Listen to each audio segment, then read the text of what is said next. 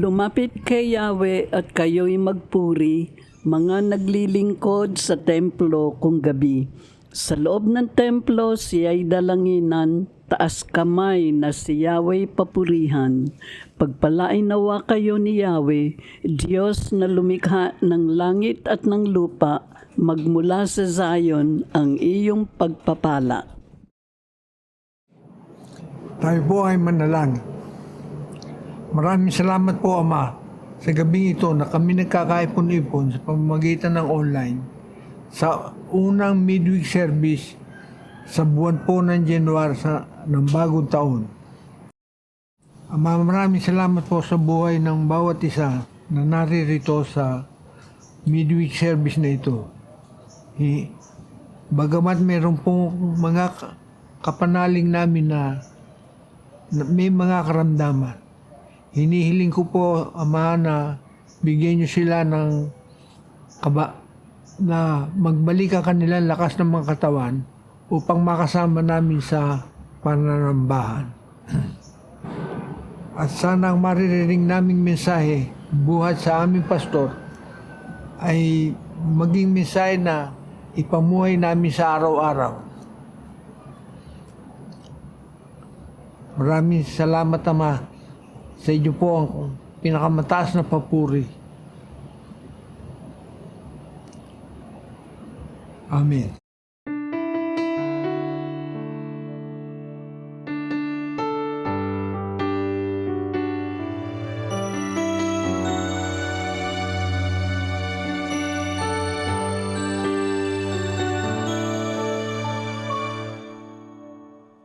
Awitin ko man lahat ng awit sa mundo, di kayang inarawan ang kadakilaan mo.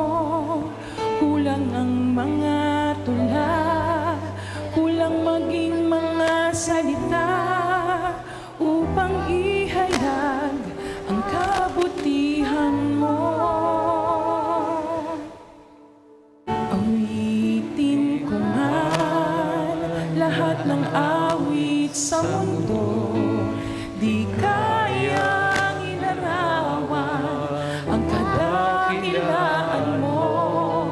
Kulang ang mga tula, kulang maging mga salita upang ihayag ang kabutihan mo.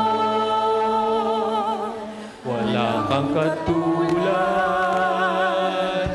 wala nang hihigit sa'yo.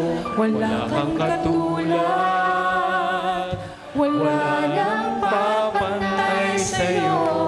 Ikaw ang Diyos noon pa man, maging ngayon kailanman. Sa habang panahon, wala kang katulad. Yes, Church. Awitin ko man lahat ng awit sa mundo, di kayang inarawan ang kadakilaan mo.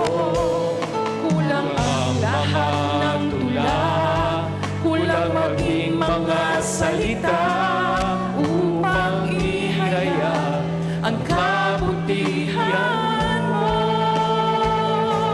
Wala kang katulad, wala nang hihigit sa'yo. Wala kang katulad, wala nang papantay sa'yo. Ikaw ang Diyos noon pa man, maging ngayon at kailanman. Sa habang panahon, wala kang katulad.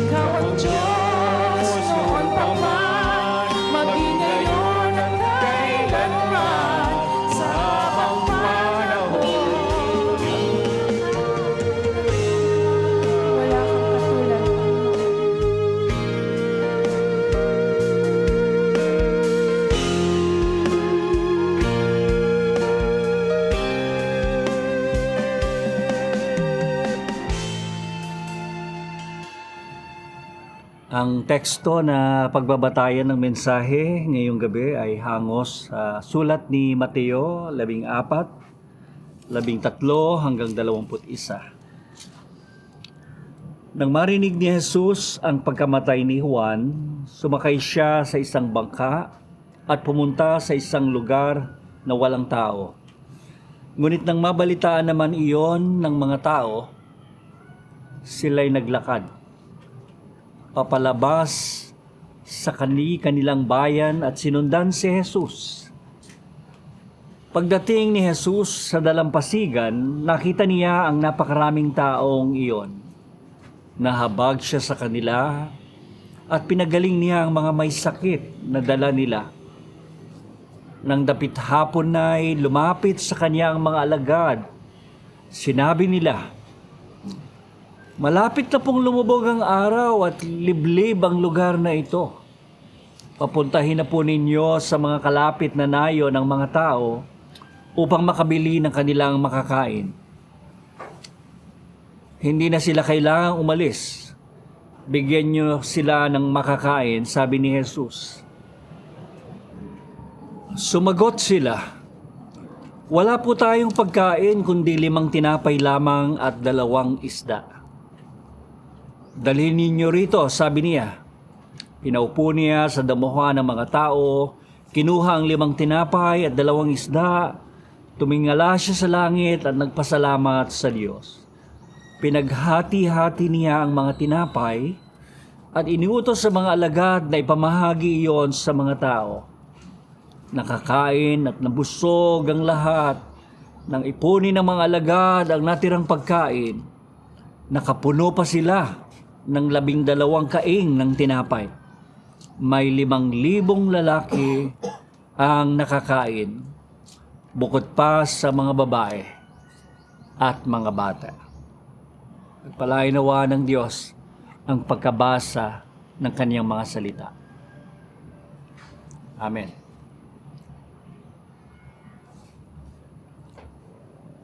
Magandang gabi po muli sa inyo mga kapatid.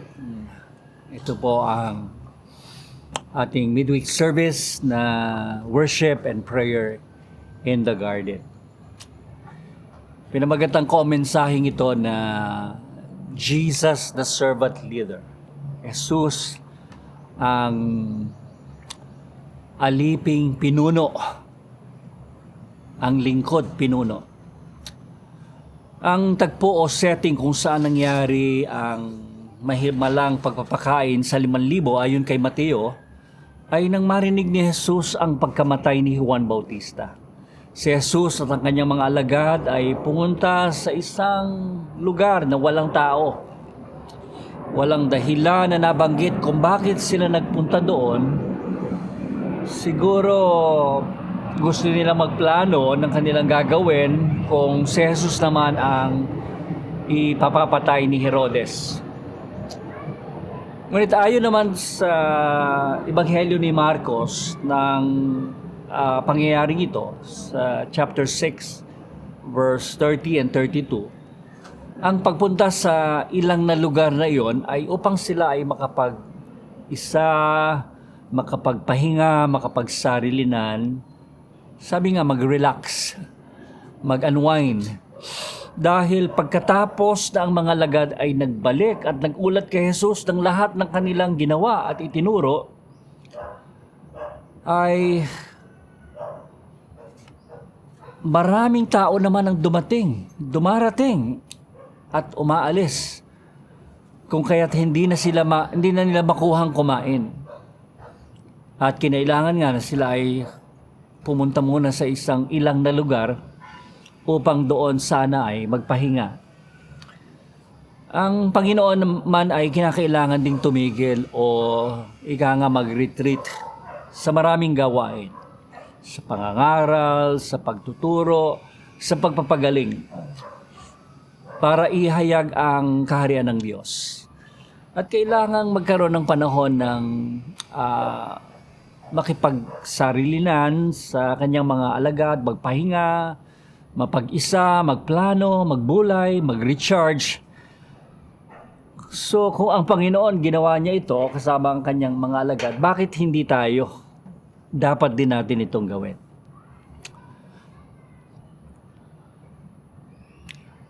At nung dumating nga ang gabi na ang mga alagad ay nagdala ng kanilang concern kay Jesus, na sinabi nila na ito ay isang ilang na lugar at dumidilim na. Pauwiin nyo na ang mga tao upang sila'y magpunta sa mga bayan at sila'y bumili ng pagkain doon. Ito ay isang pag-amin ng mga alagad na wala silang kakayahang pakanin ang mga taong pumunta sa lugar na yon para magpagaling o makinig sa pagtuturo ni Jesus. Lalo pa nga sila ay nasa isang ilang, liblib na lugar at halos gabi na. So, ang naisip ng mga alagad ay pauwiin sila.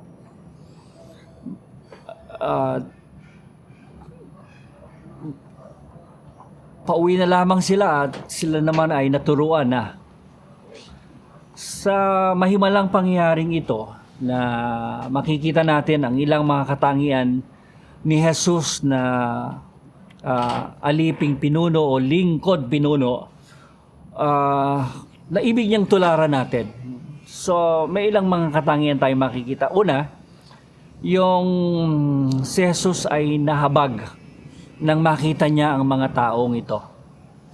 There was compassion or love in Jesus, which is the only motivation of Jesus in serving.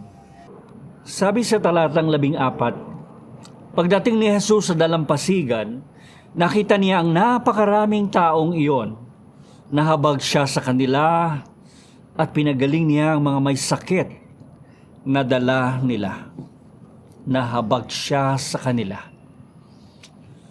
Nagpunta si Jesus at ang kanyang mga alagad sa isang lugar na makapagpahinga sana, makapagsarilinan.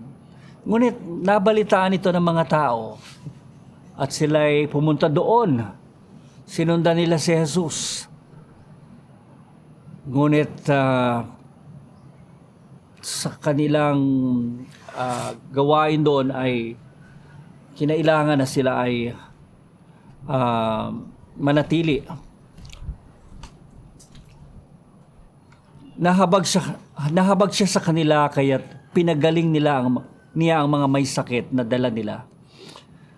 Anong nagtulak kay Jesus na magpagaling sa mga may sakit sa lugar na kung saan sila sana ay magpapahinga?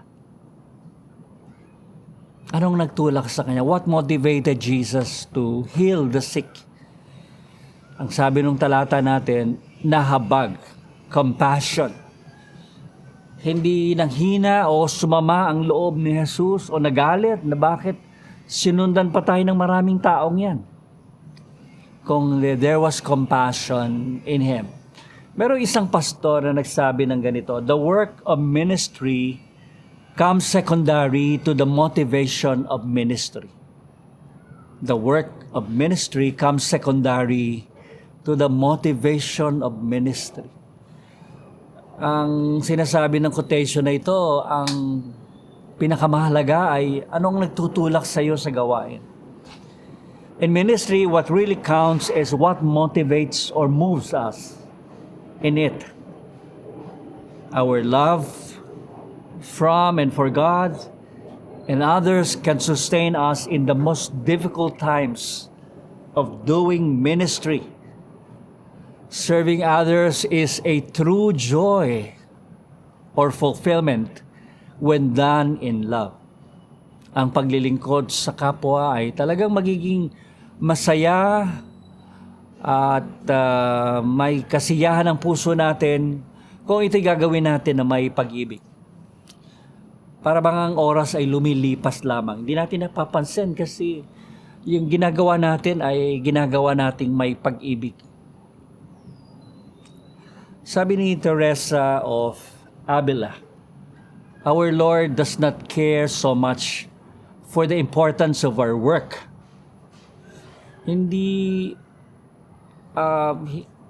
hindi ganong mahalaga sa kanya yung halaga ng ginagawa natin.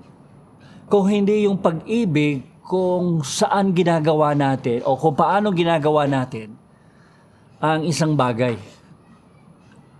For the love with which they are done. Yun ang mahalaga daw po. Sabi ni Pablo, ang lahat ng ginagawa ninyo ay gawin ninyo ng may pagmamahal. 1 Corinthians chapter 16, verse 14. Ikalawa, Jesus has a ministry for all disciples to do. Merong gawain na binibigay si Jesus para sa lahat ng kanyang mga alagad. Ito ang sabi sa verse 16. Nung pagkatapos na sabihin na ng mga alagad na paalisin nyo na po ang mga tao, papuntahin nyo na lamang po sa mga kalapit na yon upang makabili ng kanilang makakain. Sabi ni Jesus, hindi na sila kailangang umalis.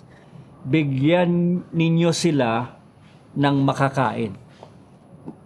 Give them something to eat. Wari bang parang plinano ni Jesus ang bagay na ito, no? Na merong gagawin siya kasama ng mga alagad na hindi na kailangan pauwiin ng mga tao. Kung hindi ang mga alagad ang magpapakain sa kanila. Tila ba ang sinabi ni Jesus ay humahamon sa kanila na maging mapamaraan? O asa ang inyong pananampalataya? Pero nandun pa rin yung katanungan saan sila kukuha ng pagkain? Alam nilang hindi sila makakabili ng pagkain para sa maraming taong ito. Wala silang kakayahan. At marahil ay pinagtatalunan pa nila ito. At habang nagtatalo sila, ay nasabi nilang wala tayong anuman. Kung hindi, 5 tinapay lamang at 2 isda. Na para bang sinasabi nila kay Jesus, walang paraan para ipakanin natin ang mga taong ito. Ng 5 tinapay, 2 isda. In Jesus' mind, He might be saying, yes, by ourselves, by yourselves, you cannot do it, but together, we can. Sa kanyang isip lamang. Nakikita ng Panginoon ang maaring maging ikaw at ako.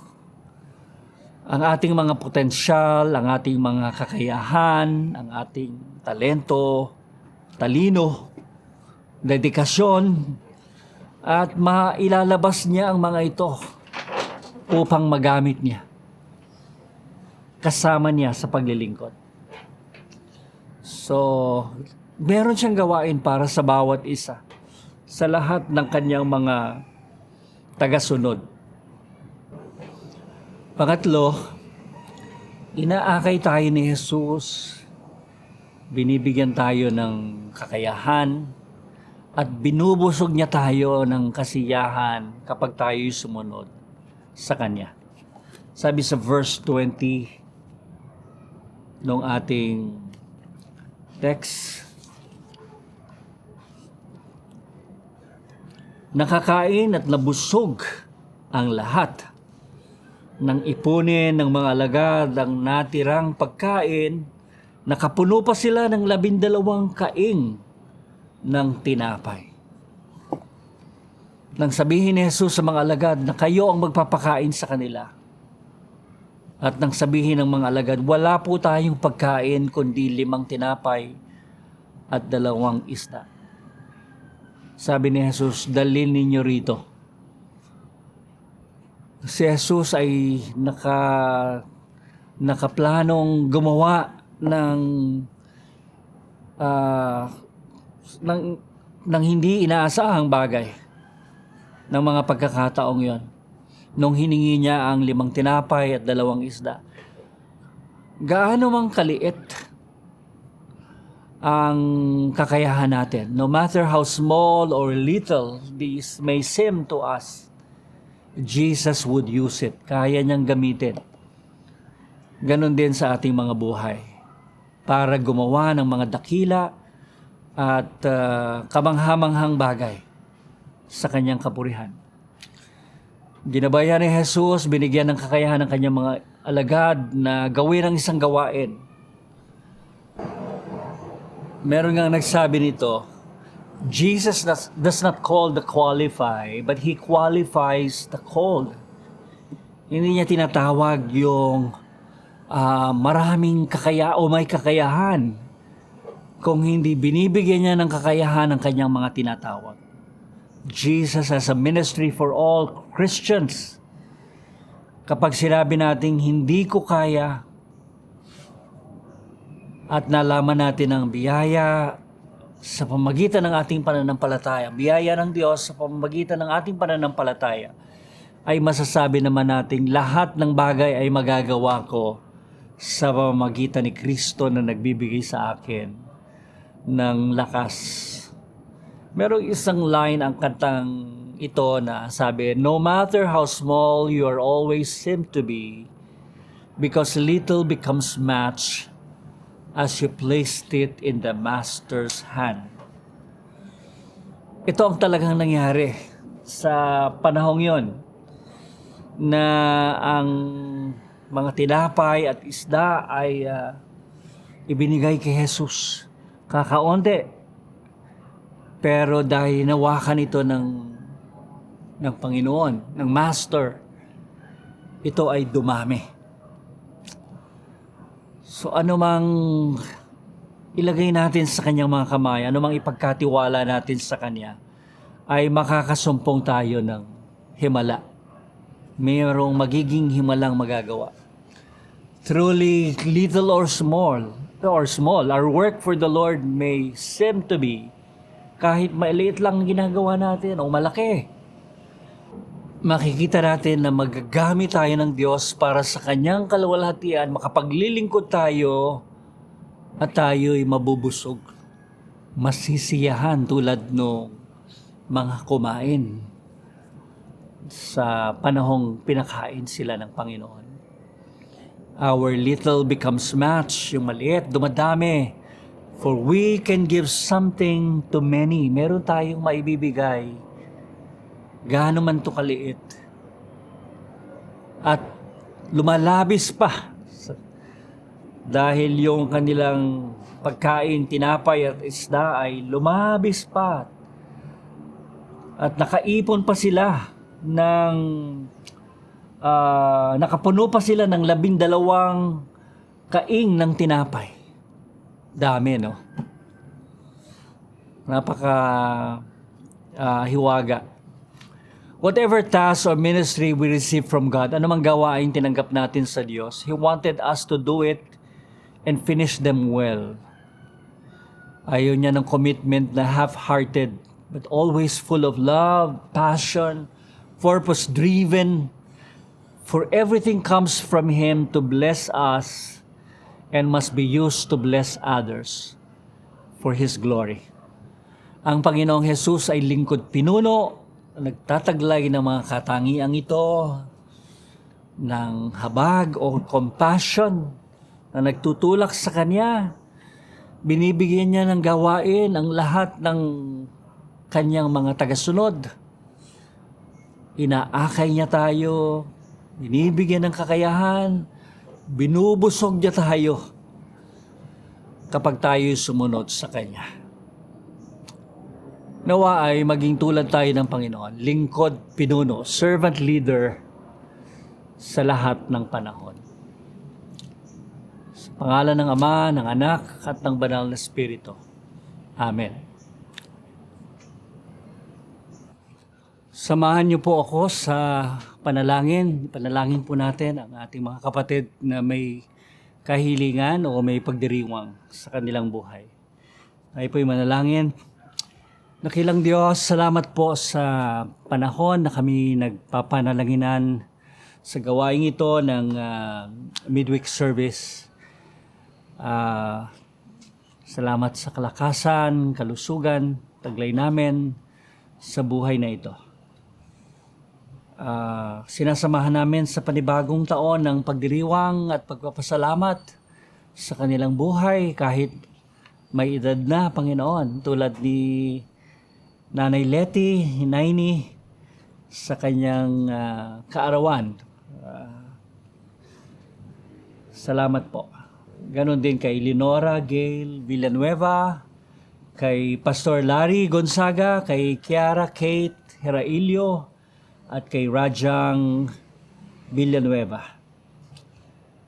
Salamat sa pagdiriwang ng mga kaarawan nila kasama ng kanilang pamilya na nagpupuri sa katapatan at kabutihan po ninyo sa buhay ng inyong mga anak na nakaranas ng inyong mga kaloob sa kanilang buhay sa maraming taon hanggang ngayon. Patuloy naming dalangin ang aming mga kapatid na dumadaan sa hamon ng pagkakasakit tulad ni Tita Julie, ni Ate Julie Santos. Salamat sa matagumpay na angioplasty na kanyang pinagdaanan. Bagamat kinakailangan pa siyang ihanda para sa gagawing gallbladder operation, Panginoon. Dalangin namin ang pagpapalakas nyo sa kanya na ngayon ay nasa kanilang tahanan. Dalangin namin si Ate Nori na Villanueva na mayroong back pain. At ito ay pinapailalim din sa gamutan sa mga panahong ito. Ay pagkaloob nyo ang sapat nilang mga resources para matugunan ang mga pangailangan. Dalangin namin si Seki na merong blood infection sa anumang mga pinagdadaanan din na gamutan ni Seki. Dalangin namin na ito yung lahat ay maging matagumpay at maka-recover na po ang batang ito at makapasok at makapamuhay na kasama ang kanyang pamilya ng malusog ang pangatawan. Patuloy namin dalangin si Ate Raquel na nangangailangang sumailalim sa isang leg ultrasound. Naway ipagkaloob nyo ang mga resources para sa kanila na kakailanganin para sa ultrasound na ito. Sa patuloy ding pagdaan ni Ate Raquel sa dialysis, naway makayanan niya ang lahat ng ito. Magbigay sa kanya ng kalakasan ng loob sa mga panahon na dumadaan siya rito. Dalangin namin ang kapatid na Ernie Leongson na mayroong karamdaman din po, Panginoon. Naway pagpalain niyo ang mga gamot at mga manggagamot na tumitingin sa kanyang karamdaman. Dumating nawa ang panahon na maranasan niya ang complete healing na inaasam ng kanyang puso. Salamat din sa pagpapala niyo sa kanyang hanapbuhay na tumutustos sa kanilang mga pangailangan sa mga panahong ito. Nalangin din namin si Mother Linda na mayroong back pain. Nawa ay patuloy ding makaranas siya ng kalusugan, ng kalakasan, at dalangin ng puso niya na siya'y muling makapanambahan kasama namin dito sa Big Chapel. Purihin kayo sa patuloy din pagpapagaling kay Alvin na aming temple keeper at siyang nagme-maintain kasama dito sa conference site. Loobin po nawa ninyo na siya ay makapaggamot, makapagpahinga rin kung kinakailangan at para manumbalik ang kanyang lakas sa gawain na ipinagtiwala po ninyo sa kanya. Salamat po at alam namin, Panginoon, meron kayong mga pamamaraan na tumutugon sa pangailangan ng bawat isa, maging yung mga hindi namin na ipanalangin. Kailangan ng hanap buhay, ang kapatid na Jerome, dalangin namin ang pagpapala ninyo ng isang work para sa kanya. At sa marami pa, pagpapala ng karunungan kay kapatid na April para tapusin niya ang kanyang masteral studies.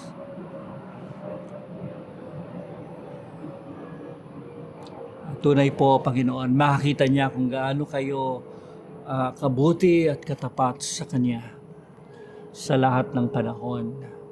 Ang aming mga anak na nagpapatuloy sa kanilang pag-aaral, bigyan niyo sila ng tiyaga, ng sipag, ng determinasyon, ng discipline sa pag-aaral hanggang sa matapos nila ang kanilang mga pag-aaral na ito at matupad ang kanilang mga pangarap sa buhay. Purihin ka, O Diyos, sa pagsasama-sama ng iglesia, sa ministeryo na pinagtiwala mo sa amin sa paglilingkod. Nawa ay magawa namin ito lahat ng mayroong pagmamahal, mayroong kagalakan, mayroong pagpapasalamat sa iyo. Ito ang aming dalangin sa makapangyarihang pangalan ng aming Panginoon na si Jesus. Amen. Amen. Ngayon ay tanggapin natin ang pagpapala sa Diyos na makagagawa ng higit sa lahat ng kaya nating hilingin at isipin dahil ang kanyang kapangyarihan ay gumagawa sa ating mga buhay sa pamamagitan ng kanyang iglesia at ng ating Panginoong Jesus. Sumakanya ang lahat ng papuri at pagsamba, pagdakila, pasasalamat at pag-aalay ng buhay. Sa pangalan ng Ama, ng Anak, at ng Banal na Espiritu. Amen. Amen.